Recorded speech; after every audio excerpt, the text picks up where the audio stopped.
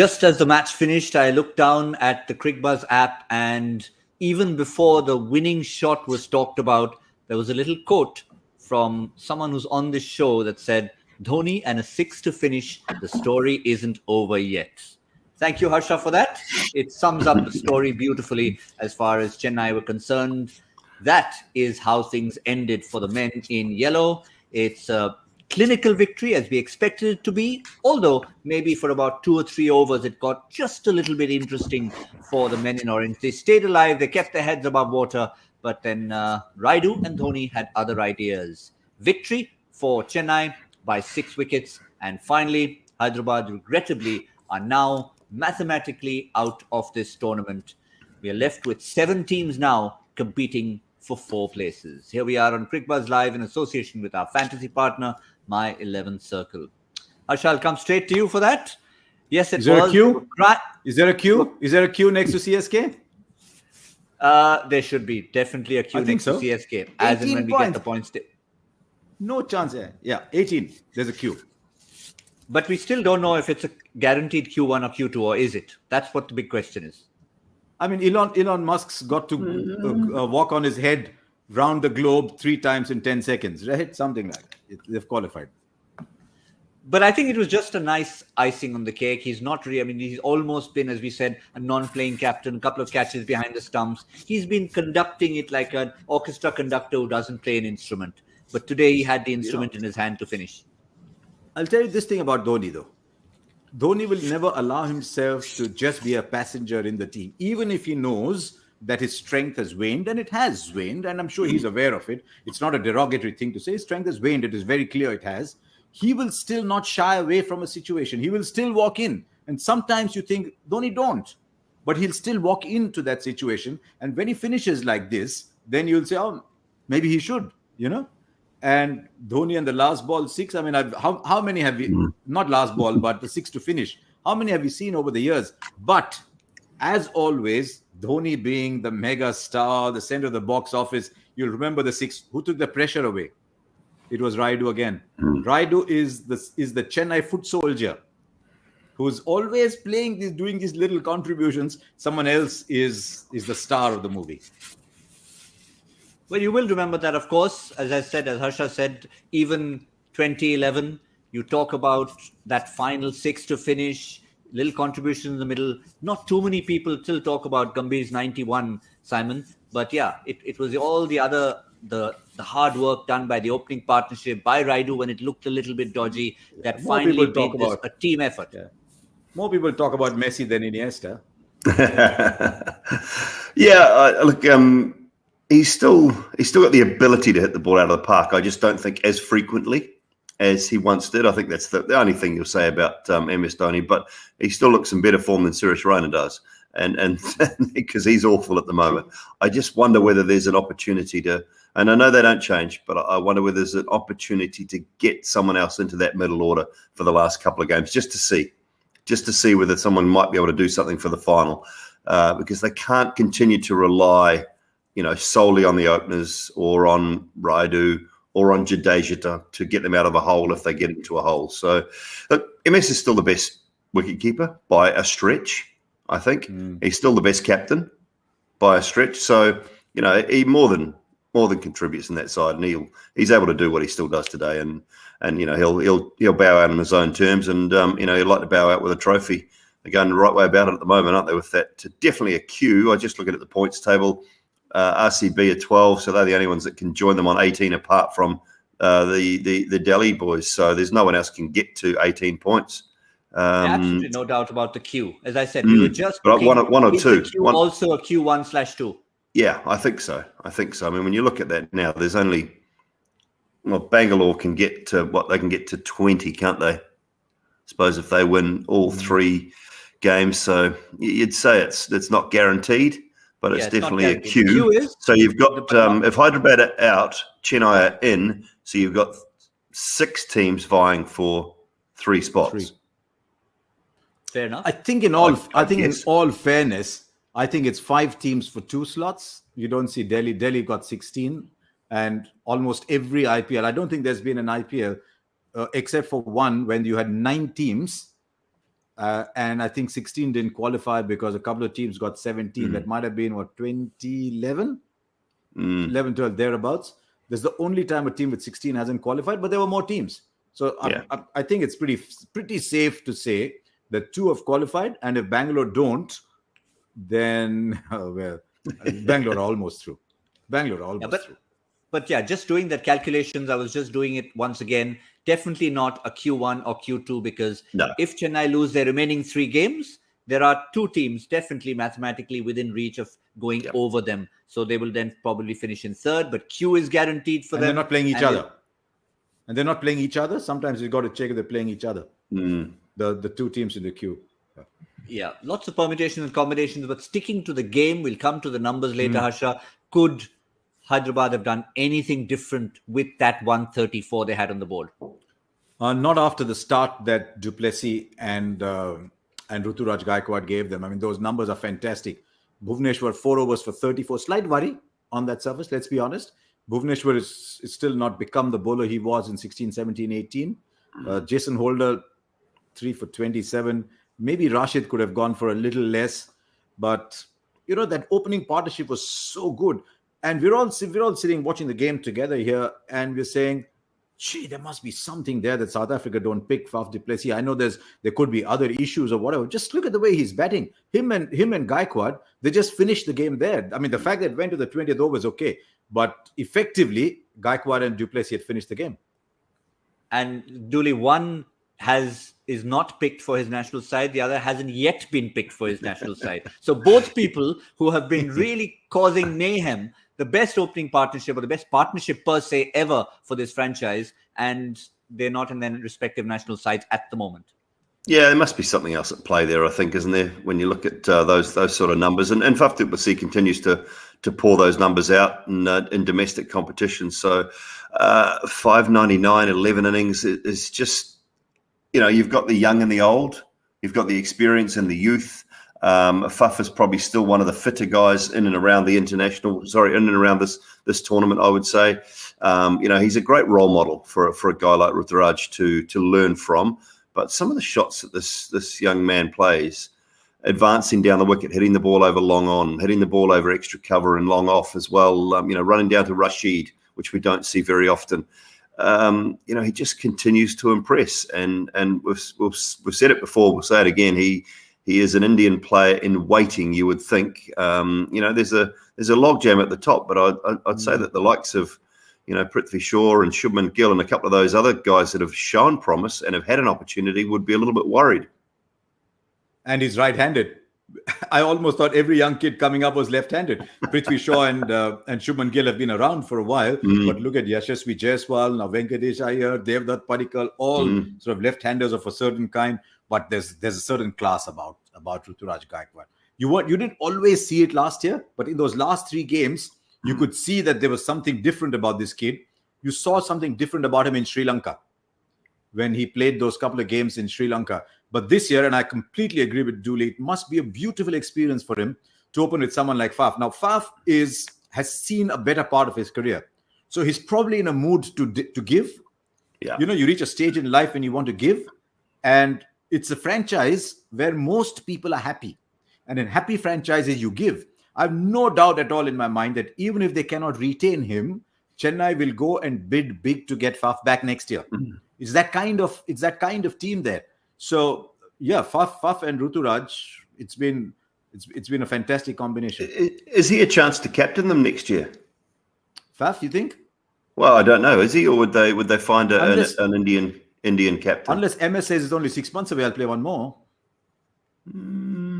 But what will happen then is they'll have to use up one of their retentions for MS. That's the thing. They use up a 3-year retention at the top money for a guy that might only play 1 year. I don't know. I mean, I think if they win it this year, I think he'd go out. He'd bow out. Well, that's another discussion we could get into. We'll worry about that later, eh? It could last forever. But Simon touched on a brief point. Harsha, I'll get your perspective on that. The good thing, 1 and 2 doing beautifully. Moeen Ali slotted in. He's your permanent number 3. No real problems in the bowling department. 4, 5, 6, when it comes to a crunch game, business and knockout game, have they ticked all the boxes yet? because 1, 2, 3 are doing so well, they're making it easier for 5, 6, 7. I won't say 4 because if Raidu's coming at 4, he's played these little cameos. But with Dhoni and Raina, now if you look, it was a couple of games ago, the great run chase that they had against Bangalore, where everybody got 30-20, 30-20. Raina came in at the end and hit the leg spinner for a 6 and a 4. So they're doing their own little things. But I think the openers are giving the space to 6 and 7 in case it doesn't go wrong, in case something's go wrong. But even if it goes wrong, there's Jadeja and Bravo underneath. So in a sense, Dhoni and Raina have got 4 batsmen on top and 2 batsmen below. And so they've got that cushion on either side, which is working perfectly. What else is working? Jadeja's giving 4, Bravo's giving 4. So they can stay with Raina and say, okay, you deliver in 3 games, that's good enough for us. Fair enough. I guess it's the overall team effort that's got them to the stage that they've got. You couldn't build a national team like this. I think that's the difference between a franchise team and a national team. You couldn't go into a major tournament, a T20 World Cup, and say, it doesn't matter, Raina, we'll keep you in the side. But in a franchise team, you can still do that. Fair point. But let's spare a thought for the men in orange. Obviously, right now, definitely nothing to play for as far as this tournament is concerned. We've already talked about auction ahead, pride, and of course, individual performances for various reasons, could be even for national reasons that they have to play for from now on, Dooley. Yeah, absolutely. I mean, they're, as I think we said earlier, they're a very proud franchise. They're a franchise that's been incredibly successful outside of, Mumbai and Chennai in the last 6 years. They've been the third most successful franchise, making playoffs, making finals, and having one title to their name. So it's a franchise that just, and they all go through it. You look at every major sporting league around the world, teams go through a rebuilding phase at some stage after a successful period of time. And, Hyderabad have to go through this rebuilding phase and they have to figure out now, what do they do at the end of this year? They're going to look like they're going to continue to play some of these younger players and give them opportunities, which is great. I completely understand that. What do they do for the auction? What do they look forward to? Who will their retentions be? Is Bhuvi coming to the end of it? Rashid will definitely get a retention because he'd be one of the most expensive buyers in an auction, I would think, if he went back in it. He would definitely get the overseas retention. So do they have to go really hard for Williamson again? Do they keep Bhuvi? Do they keep the young kids? Do they keep Samad? Do they keep, so they've got a lot of things to think about between now and the end of this tournament. Also, between the end of this tournament and the new auction as well. Harsha, a couple of the Indian names you reckon for retention from this particular franchise? The only one they can think of is Bhuvi. That's the only one they can think of. They're not thinking of anybody else. And they've got to take a really hard call on Bhuvneshwar because it's a 3-year horizon that you're looking at. Is he going to give me 3 years? Look, today, 40-34. Where your lead bowler in a 137 run chase cannot give you 40-34. The one thing is we all love him to bits. Everyone loves Bhuvneshwar. Everyone wants Bhuvi to do well. But if he's your lead bowler, the Bhuvi of 16, 17, 18, I mean, you look at when they won in 2016. They even got to the final, by the way. It was a Watson special. Otherwise, they would have won 2018. That's the point Dooley's making. 16, 17, 18, 19, 20, they've been fantastic. They won 16, they could have won 18. Almost won 18 had it not been for that Watson special. But that is not the Bhuvi. And it's something India's got to think about as well. In the next 10, 15 days, is all this cricket that Bhuvi is playing going to make him that shoe-in in the India side? So that's a question the franchise has to take. Do we retain Bhuvneshwar or do we just say, no, we'll just go with Rashid and Williamson and we'll build a whole new team around it? But they have to, I mean, if Barcelona need to rebuild, what are we? Yeah. I somehow figured that would be one example that would come up, especially the way they've gone in their first couple of Champions League games. I was going to say Arsenal, but it didn't quite ring true. I've already had my one Arsenal joke for the week, Harsha. Okay. We had one the other day. Fortunately, there weren't any fans on the show, so it didn't really matter. Most of the possible insults were for another English franchise, but we shall move on to the points table in this particular tournament. One more look at it. The queue proudly sits next to Chennai, but as we've said, they have 3 games to play. If they sit on 18, Delhi can possibly leapfrog them. Bangalore, win all their 3 games, they get to 20. So you could possibly have a situation where either level, I mean, I wouldn't say leveling on 18 because Chennai's net run rate is pretty significant. So I reckon both these teams would need to overtake Chennai in order to deny them a Q1 or a Q2? They've got, I can tell you now that Chennai have got Rajasthan, Delhi, and Punjab in their last 3 games. So they have to play their mates who are sitting very close to the top with them. I'll tell you one other thing about this side. Yeah. Tell you something. What is it about Chennai? Doull, you've been in more teams than I have. What is it about Chennai? If last year I was doing a presentation and there's Stephen Fleming there, there's Dhoni putting up a brave face, and that was the last year, right? Strictly speaking, there should be an auction at the end of last year. They would have cleaned out their team. No doubt at all. They would have cleaned out their team. This year, how many people talked about Chennai? I don't know what it is in the air they breathe, the confidence they give, whether it is Bravo coming back fitter, whether it's a younger Ruturaj Gaikwad, it's Faf in form, or Moeen Ali starting to do much better, giving him that number 3 slot. But the great clubs come back. So last year, this time, we're saying, you know what, come on, Dad's Army, Chennai, get a move on, get some younger players. I'll tell you what, the Dad's Army is not only at number 1, it's got a net run rate of +1. Yeah. There's a couple of things. Yeah. There's a couple of things you mentioned there. I think there's some crucial things. And if you're going to have elder statesmen, they need to win you games at times, which is certainly what they do. You've got Jadeja in fine form. Hazelwood's learning as he goes and getting better and better each game. Young. Ruturaj Gaikwad is scoring runs for them. And Faf is back to where we probably want him, I suppose, where they probably want him as, one of the best players at the top of the order. So Bravo fit. So there's sort of almost five different components to what they had last year as far as that team is concerned. Although the players are the same, you're just talking about they're in form, they're playing well, or in Ruturaj's case, that they've sort of really grown a leg. In Hazelwood's case, they've grown a leg. In Bravo's case, they've fixed a leg.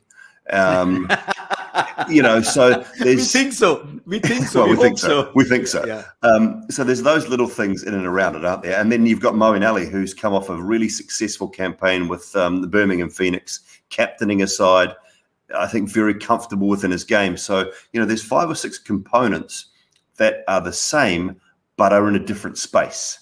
And I think that also makes a difference. And you've now got Deepak Chahar with a point to prove. Yeah. So, there's plenty going for them. Shardul Thakur, everything he touches turns to gold. Yeah, absolutely. He's a different cricketer now. Yeah. And the good thing, I think, is MS Dhoni is not shying away from what happened last year. He's acknowledged that as a response to the interview when he's talking about what does the qualification mean to him. And he said it means a lot because we didn't quite do what we wanted to do last year.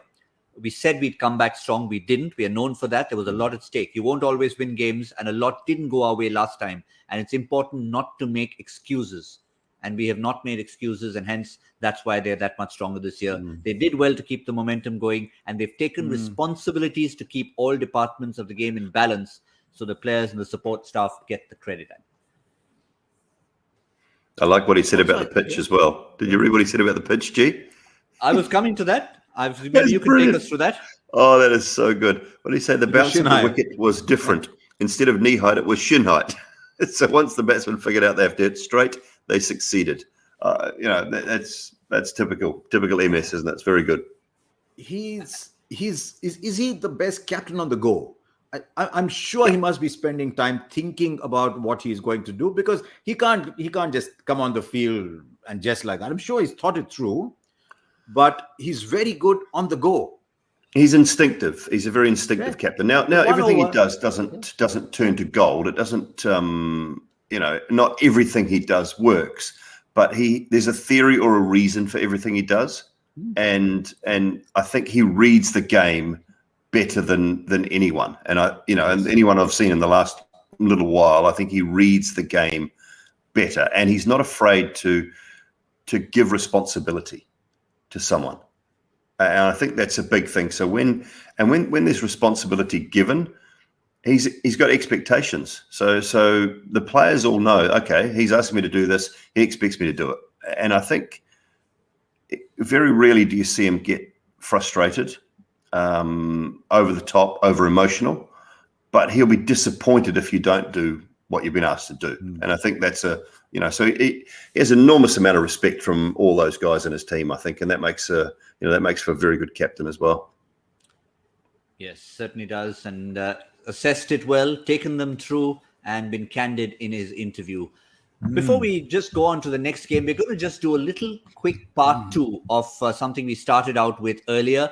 We've got a lot of tweets coming in for people who watched that show, and we promised everyone that we just put the discussion to bed by getting Ravichandran Ashwin's point of view on the entire saga. So I think in all fairness, we should do that, and let's put that up. It's a lengthy tweet, so I'm not going to literally read it out verbatim, but I'll pick the key important words from that. The first part, of course, he sums up the situation, turned to run the moment I saw the fielder throw, didn't know the ball had hit Rishabh, which we had visual evidence of. Simon Doull was calling it.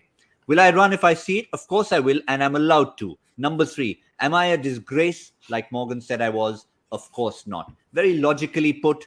And then, of course, he gets a little bit more into, was there any fight? Was there an altercation? And he puts that one to bed. This is the part I think that's interesting. He said it's right to take a moral high ground and use words that is it right to take a moral high ground and use words that are derogatory? What's even more surprising is the fact that people are discussing this, also trying to talk about who is the good and bad person here. To all, the cricket is a gentleman's game fan in the house. Millions of cricketers with several thought processes that play this great game to make it their careers. And this is the bit. Teach them that extra run to be taken due to a poor throw aimed to get out can make your career, and an extra yard stolen by the non-striker can break your career. So obviously referring to the past, referring to the present, but I think most importantly, addressing what we addressed, Simon, about if you're doing what is right in a cricketing sense, you go ahead and do it. Yeah. And if he's doing something that he blatantly knows is wrong, then people could have they could have a different opinion about it. But I'll go back to it. He wasn't. He didn't know. The ball did not change any directions. I've watched that tape over and over again. He wouldn't have seen the ball hit Rishabh Pant's hand. And that's my opinion on it. And there was quite a few people, well, not quite a few, there's a few people came back to both of us, Harsha, and said, well, what if he can recount, if Rishabh Pant could recount or rescind that run and say, we don't want to take that run, why couldn't Ben Stokes rescind the boundary? I mean, again, you're going down the wrong path, people. You cannot take that boundary back. It's just impossible to do. So don't compare these situations. Just accept that what Ashwin did in this case, I don't think was wrong at all, and he did not deserve the berating that he got from Tim Southey or from Owen Morgan. I don't, in my opinion, and that's all it is. We've all got one. There's two things in that statement. One is that said, I think it suggests there that Morgan said he was a disgrace. That is number one. But I think the second thing on which you need to have a debate is, he said, if I had known, would I have taken the run? Yes, I would have. Meaning that he's saying, yeah, I would have taken the run. If I had known I would have. Would I have taken the run? Yes. I think that's what he says. I hope I'm not getting it wrong. Because what that tells you is, here is someone saying, I will be bounded by the laws of the game, not by what is seen to be right or wrong in a gentleman's game. Okay? I did not know the ball had hit Rishabh, which is what Doull is saying. Will I run if I see it? Yes, because I am allowed to. So what he's saying is the law allows me to do it. If the law allows the ball to hit the bat like it did with Ben Stokes and go to the boundary, and I'll repeat, there's nothing Ben Stokes or Owen Morgan could have done about it once it crossed the boundary. But if the law says it hits the bat, goes for it's 4 runs, then it is within the law to get a run for it. Should you or should you not is a personal taste. But he's saying, I will play within the laws of the game and I will do it. And then, of course, he's come back to his favorite topic. And it's something I've not understood. I don't want to go back because I'll be a stuck record going back on that. But I would encourage every young child to run people out if they are walking out of their crease. But I would like the law to be very clear on that. And I would just like it to be till the ball leaves the bowler's hand, you stay inside the crease. At the moment, are you in your normal delivery? Have you finished loading? Have you not? It can be open to interpretation. Mm-hmm. But what Ashwin has clearly said there is, these are the laws of the game. I'm going to go by the laws of the game. And that is something you need to discuss. He hasn't broken the law, by the way. And I can tell you, and the umpires were there. By the way, sorry, one other thing. If that was against the laws of the game, the umpires would have called it there. Yeah. The umpires are there to play the game within the laws. Yeah. If you say, I nicked it, but the umpire didn't see it, so I'll continue batting. The umpire allowed me to bat on, so it's within the laws of the game. So it's the same argument again. And I think we need to now get over this spirit of the game. It's a nice thought that we must all play with friendship. I think the spirit of the game is most represented when you shake hands at the end. Yeah.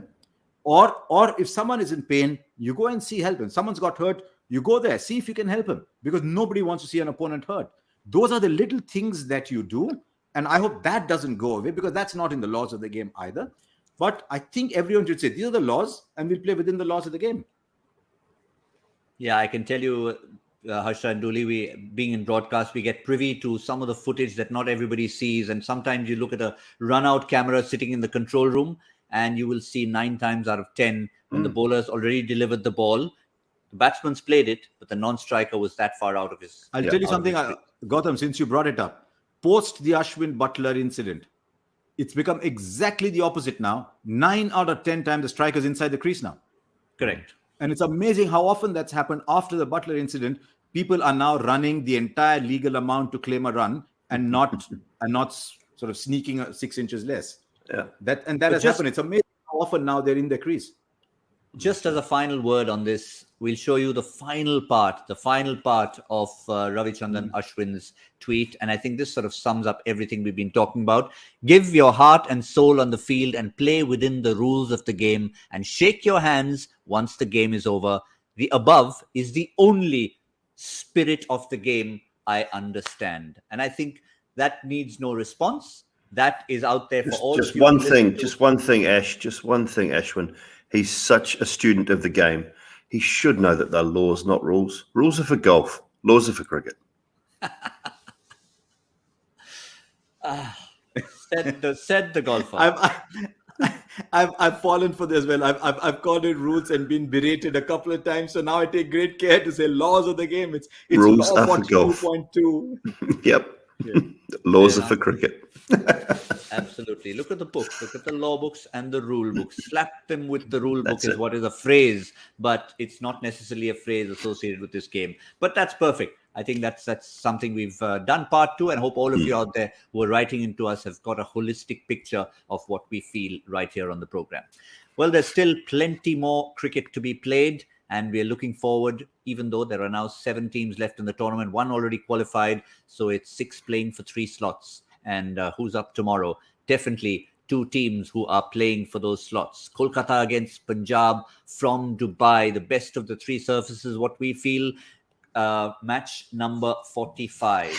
Crucial game. We've got to that stage of the tournament. 11 games to go after that in the league stage. And let's start with the Kolkata squad, Harsha. No news really, no definitive news of Andre Russell and as and when he's going to be fit. Assuming he's not, were you happy with their last? I think Dooley put out a tweet, or put out a message somewhere saying, are they looking for a replacement? Dooley, tell us about hamstring. If a hamstring goes pop, it's not good news, is it? I can't imagine. I cannot imagine that Andre Russell is back anytime this tournament. I just can't. And I mean, look, he's part of the West Indies squad for this T20 World Cup. I would say that would not be packing his suitcases. Priority. That would be his priority, I would think, to make sure he's 100% for that. If he said it popped and it's as bad as that, I just can't see him being back. I mean, it's a 2-week minimum, and then he's got to sort of get back to fitness again. Their issue is Lockie Ferguson as well, after going off the field the other night, and then I could not for a second believe he came out to bat, particularly when they needed 2 to win, and then had to turn like a sort of an old 50-year-old draft horse to get back for that single when they didn't take it. It couldn't, if he doesn't play tomorrow, then sending him out there to bat was the stupidest thing they could have done. So he must be okay, but that would be their biggest issue, I think. Yeah, they'd be looking concerned about that. At that table, Gautam. Sandeep Warrior, Harsha? That table. Yeah, I'm looking at that table. Should Punjab lose tomorrow, and it might seem rude to say so, but I'm just talking as an impartial observer, Punjab have found ways to lose this time. And I mean, the number of times they've been in good positions and lost That tells you. We talked about Chennai. You need to talk about what's happening in that Punjab camp. They genuinely believe they can win. But if Punjab loses tomorrow, then they are 8 from 12. I think they're gone. 8 from 12 means you can only get to 12 points. So everyone's watching this game. My gut feel at the moment is that Chennai, Delhi, Bangalore through, and it's Kolkata versus Kolkata and Mumbai. Kolkata have got all teams below them to play. Mumbai have got teams above them to play. But we don't know what Mumbai's comeback will be. I know for a fact that all the other teams, Rajasthan included, who probably fancy the odd chance of getting to 14 points and hoping there's a logjam there, will all be cheering for Punjab. I don't think Punjab will have had as many people supporting them in the game against Kolkata ever before. But that's the game. Kolkata win. I think they'll breathe a little freer. The pressure will come on Mumbai now because Mumbai, Kolkata, each of them win 3 games. Kolkata go through. Yeah. With the net run rate. I don't think Mumbai can catch up on the net run rate. Yeah. Yeah, I think you've summed that up perfectly, Harsha, in terms of the Kolkata-Mumbai clash and where Punjab and Rajasthan stand at the moment, and the top 3 being reasonably safe. But if you say Kolkata win, what do they need to address? Sandeep Warrior, did he do enough for you to stick in there? Get Prasidh Krishna back? And if Lockie Ferguson's not in there, are you still thinking Shakib Al Hasan? I think so, because Ben Cutting is not a 4-over. It's a very tempting option to play Ben Cutting, but he's not a 4-overs bank. He's a bit like Jimmy Neesham. On a good day, he might give you that, but he's really an explosive batsman who'll give you a little bit more bowling. If it was in Sharjah or somewhere, I can imagine they'll play Shakib because they want the extra slow bowler, and his batting style is pretty similar to the way McCullum and Morgan want KKR to play. So I think if Ferguson's okay, I think they're okay. But if Ferguson is not okay, then they have an issue, because then Tim Southee becomes the lead fast bowler. And Southee's been a fantastic bowler, but I don't think T20 is he's at his best at this stage in his career in T20. Yeah, I think if Ferguson's not fit, they've probably got to look at Marvy, maybe going back to find some genuine pace or a bit more pace. Again, he was bowling quite quick in the warm-ups in Sharjah the other day prior to the game. So I just wonder whether they have to go back to him if Ferguson's not fit, and maybe leave Warrior out and then bring Shakib into the side. Yeah, we've got some breaking news coming in right here, right now, and it's a point of discussion which comes in at the perfect moment when we talk about the Punjab squad. And the first name I was going to ask you about, and does he fit into the side from a cricketing perspective, is Christopher Henry Gayle. The question is, it doesn't matter because he is no longer part of that squad as of this minute. The breaking news is that he has broken the bubble due to bubble fatigue. That is the news we are getting in right now. In what manner he's done that, we don't quite know. But Simon Doull, purely from a cricketing perspective, that rules him out of reckoning. Well, I can tell you this. It was a fairly strong call that he was about to do this on his birthday when he was left out of the team. And he was struggling, and there was a fairly strong call that the day after he was left out of the team on his birthday, he was a chance to leave that bubble, leave that team, and just take a break before the T20 World Cup. So I'm not surprised at all that it's taken a couple of extra games and the fact that he's done it. I'll tell you something. He's not sort of slipped out without anyone knowing. I don't think that's what it is. If he expresses a desire to be mentally fresh. So he's not done something on the sly. He's just said, look, I don't want this bubble anymore. I'll tell you something interesting. He came in during our last game in Abu Dhabi. Chris Gayle came in as one of those sort of timeout, the strategic timeout. We do a little interview sometime there. And he was asked about the bubble, and he said, and he laughed, he threw his head back and said, man, very tough. Very, very tough. He said, this bubble is very tough. And you can see he's gregarious. He likes to go outside. He's a man of the world. It should be okay, isn't it? I don't want to stay in this bubble anymore. I'm willing to pay the price. I won't get my full contract. So, okay. So no Chris Gayle. And that means, so Markram will continue. Pooran will continue. Who do they play? Let's put that squad up again. Fabian Allen comes in his place, you think, as a pure batsman, or Moses Hendricks comes in? Well, do they strengthen their bowling with Chris Jordan as well? Is that an option? But as of now, Dooley, their batting ends at 6. Harpreet Brar is a decent batsman, Yeah. but he comes in at 7 and then it's just bowling thereafter. So if Jordan has to come in for Gayle, then Makes it it slightly means Brar less. bats at 6. So there's even one lesser batsman. Unless Mayank is fit again, because he only went out with a stiff neck. Unless Mayank comes in for Gayle, and then they play Puran and Markram and get Chris Jordan or a Fabian Allen for somebody else. Yep, those are the options that they have. I think balance has been the one thing we've been talking about. But Dooley, we saw a lot of Chris in those few weeks in the Caribbean. You could see that he enjoyed, I mean, the nature of the bubble was a little different with the beach around and the pool and his family being with him and how much time he liked to spend with his daughter and saying goodbye to them. And I was there at the reception when he walked off and got into the bus going to the charter. Didn't serve well for him. No, look, and it's I'll never say a thing about. I mean, it's tough. We're all doing it. It's not easy. We're very fortunate, I know, to have the job we have, to be able to do what we do. But it gets to you, and I mean, we don't really have an outside area where we are at the moment. So the only time we get outside is when we go to the van, to jump in the van to go to the ground to do our work, and then we come back and we're sort of locked in our hotel room again, and it's not easy. And I can understand, Chris has been around a long, long time. He's played a lot of cricket. This is his last world or ICC world event coming up, and he wants to go into it fresh and enjoy it, and he wants to be at his best. And if he thinks being at his best is not being locked up for the next 2 weeks, then I'm never going to argue with that. That is his personal choice. And, I mean, take a guy like Ben Stokes, who probably will not play a game of cricket until next summer in the UK. He cannot put himself into that auction. If he's not going to play the Ashes and not going to play any cricket over the summer for England or go to the Ashes, he can't then turn around and put himself into the IPL auction.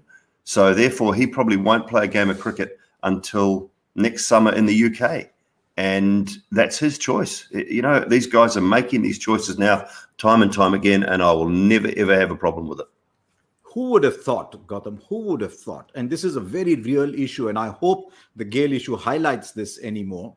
Who would have thought that an England player, the pinnacle of an England player's career, I know they say playing India is big, but the pinnacle of an England and Australia player is to go out and play the Ashes series, maybe play a big part, play all 5 test matches. You've got a lot of people saying, doesn't matter, we won't play the Ashes. And that is something as a child you dream of, right? If you're an England or an Australian player, you dream of playing the Ashes. And there's enough people now. Joe Root says, it is my ambition to go to Australia and win the Ashes, but I'm not sure I will go. Yeah. Because there's 14 days quarantine over there. And I think people should realize we are very blessed to be where we are. My hotel is, I couldn't ask for more. It's very, very comfortable, lots of space. But when I come in, I've got myself a company, and I don't think I'm the most exciting company for myself all the time. So, but Harsha, let me throw a cricketing question at you, coming back to Christopher Henry Gayle. I asked Dooley in terms of where he was and what he's like and being with family, etc. Joy mentioned the other day, and it was just a throwaway line, but he said, either give Chris what he wants or don't get him there at all. And what he meant to say is, if you're in there, for example, the other day you had Mayank Agarwal with a stiff neck. Now, it seemed a no-brainer that Chris finally opens, but he didn't. They had Mandeep Singh straight in to open with KL Rahul. Now, was he sort of getting frustrated with, apart from everything else to do with the bubble, that he was not getting his way in the 11? I don't know. I don't know if they've made up their mind that Chris Gayle is going to play number 3 for West Indies in the T20 World Cup. If that's the way it is, then he must have said, okay, I'll play number 3 now. Because, I mean, it makes sense for him to open the batting. That was the only reason I thought of, because Mandeep is not a regular opener either. So they've actually taken the greatest opener in the history of T20 cricket and put him at 3 and had someone else makeshift doing the job. So it had to have come with Chris Gayle's concurrence. But I agree with what you said. On a similar note, I think we had David Hussey at one of the interviews, and he said, with someone like Andre Russell, is a match winner. If Andre Russell says, I don't want to hit some balls today, I'm just feeling great, or I want to hit 20 balls today, you let him be. He's a match winner. He knows his game. You let him be. And I think with Chris Gayle, I'm sure there must have been discussions inside. You don't want a very unhappy player in your midst, because he's the legend. Everyone's looking up to Chris Gayle, right? Can you imagine Arshdeep Singh? He's sitting there in the corner, saying, Chris Gayle, and that Chris Gayle is crabby, angry, doesn't help. So I think he's not slipped out, he's not broken a rule. He just said, sorry, this is there. Yeah. And I won't be surprised if more people start saying that slowly. Yeah, fair enough. I mean, he's too big of the universe, boss. Can't I spoke to Dooley recently. And he said the only place I can go to is there. I mean, Dooley and Dooley is a much traveled person. So if we're all feeling the effect, it will happen. We're all feeling the effect. Well, it certainly is. You've got the breaking news right here, and we've got our reactions to it as well. Will it affect the performance of the Punjab team? Will it maybe give them a fillip? Somebody else comes in, it maybe strengthens them, because in the terms of the points table, as Harsha pointed out, they pretty much need to win. Maybe not do or die mathematically, but if they don't stay on 8 points, it's going to become very, very tough indeed. That's Punjab and Kolkata. That's coming up tomorrow. One more question we have to answer before we tick the witching hour, the midnight hour, if you're in India, of course. And that is the joy factor question. Before Ravi Shastri, who was a nice little half volley, who was the last Indian to coach a national team to a 50-over World Cup semi-final. I think there's a trick there. My first reaction when I saw that was, and I said that on there and I was wrong, I said, Joy, too simple, because I thought he was talking Sandeep Patil and taking Kenya to the 2003 World Cup semi-final. But there's been a women's World Cup, hasn't there? Mm-hmm. And so that was my initial thought, was the women's coach. So the answer should be Tushar Arote, right? Is that what the answer is? And let's check. It is Sandeep Patil. Okay, he's going with the men's game then. Okay. Because the women's team made the final. So W.V. Raman was the coach when the women's team made the final of the T20 World Cup. And was it Tushar Arote? I'm trying to remember now if it was Tushar Arote who was the coach when the women's team made the semi-final. So I think given the interest, 50 over World Cup. 50 over World Cup, Your first instinct was right. It was Sandeep Patil. It was Kenya. And of course, Indian coach. Obviously, when there's a question in there, it's not an Indian team. And the winner is, for this question, Indranil Das @ Simeon Wolverine. What is Simeon Wolverine? Okay. His choice. What am I getting? Yeah. Well, there you go. Simeon Wolverine. Quiz has come up with the most interesting names and handles. The only thing I know about Wolverine was Hugh Jackman, wasn't he? It was Hugh Jackman, Australian. Hugh Jackman. I've long held the view that whoever created this world was very unfair when he or she created Hugh Jackman. You can't have one person talented in so many spheres. It's not fair. I mean, I saw Hugh Jackman hosted, was it an Oscar function? Probably the Oscar. Mm-hmm. And he just gets down and he starts singing live. And I said, that's not fair. First of all, you look like $1 million. You look like, wow. And then you play these big roles and you can sing. Only thing is, he's also a cricket lover. He sang the theme song from all the movies nominated for Best Picture in a medley. And Simeon Wolverine. Okay. Anyway, well done. Well, there's a good note to end. Simeon Wolverine, Sandeep Patil, Hugh Jackman, the kind of things we talk about on the show here. But of course, the big news to leave you with, Chris Gayle, no longer a part of the Punjab side, has left the bubble due to his own choice. Obviously, the team are aware of it, so we're going to have some interesting things to talk about as we build up to the game tomorrow. We'll all be there bright and early, 40 minutes before the game. Of course, if you like all these extras, you like all these little anecdotes, I promise you will find it on Cricbuzz Plus. That and much, much more. Just about to say a huge thank you to Harsha Bhogle, to Simon Doull, and of course to all of you loyally tuning in time after time. We'll be back again tomorrow. And until then, on Cricbuzz Live, brought to you in association with our fantasy partner, My 11 Circle. It's good night.